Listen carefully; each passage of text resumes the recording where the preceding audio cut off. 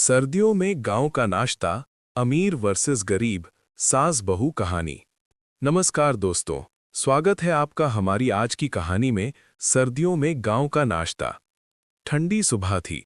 सूरज की किरणें अभी अभी गांव के खेतों पर झांक रही थीं। गेहूं की फसल पर पड़ी ओस की बूंदें छोटे छोटे हीरे जैसी चमक रही थीं। गांव की गलियों में धुआं उठ रहा था। कहीं अलाव जल रहे थे तो कहीं तवे पर रोटियां सिक रही थीं। दो घर पास पास थे, एक अमीर चौधरी साहब का और दूसरा गरीब हरिया किसान का।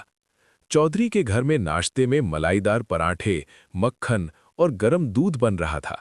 वहीं हरिया के घर में बस सूखी रोटी, प्याज और नमक था। लेकिन फर्क बस इतना था कि चौधरी का परिवार हर वक्त शिकायत करता था, आज मक्खन थोड़ा खट्टा है, दूध ठंडा क्यों है।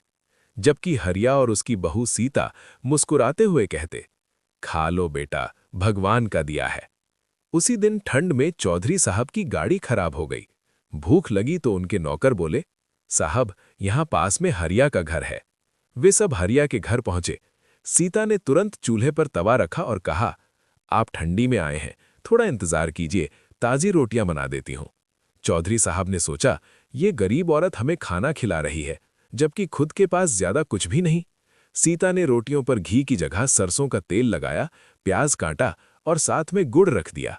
सबने खाना शुरू किया और उनकी आंखों में चमक आ गई। चौधरी बोले, भाभी, इतने स्वादिष्ट रोटियां मैंने कभी नहीं खाई। हरिया मुस्कुराया, साहब, स्वाद हमारे घर के खाने में नहीं, हमारी नीयत में है। जब हम प्यार से खिलाते हैं तो साधारण रोटी भी परांठे से मीठी लगती है। ये सुनकर चौधरी साहब सोच में पड़ गए। उन्होंने समझा कि असली सुख अमीरी या गरीबी में नहीं, बल्कि संतोष और प्रेम में है। अगले दिन से चौधरी साहब ने आलस्य और शिकायत छोड़ दी। वे हरिया की तरह सुबह जल्दी उठकर गांव के बच्चों को पढ़ाना शुरू कर दिए।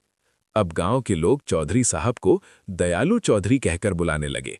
सर्दियों में गांव के नाश्ते जैसी इस कहानी से हमें यही सीखने को मिलता है कि गरीबी बुरा नहीं, असली गरीबी तो मन में होती है। दोस्तों, अगर आपको हमारी ये कहानी सर्दियों में गांव का नाश्ता पसंद आई हो तो इस वीडियो को लाइक करें, कमेंट करें, शेयर करें और हमारे चैनल को सब्सक्राइब करना ना भूलें, ताकि अगली प्यारी कहानी सबसे पहले आप तक पहुंचे। धन्यवाद। मिलते हैं अगली कहानी में नई सीख और नई मुस्कान के साथ।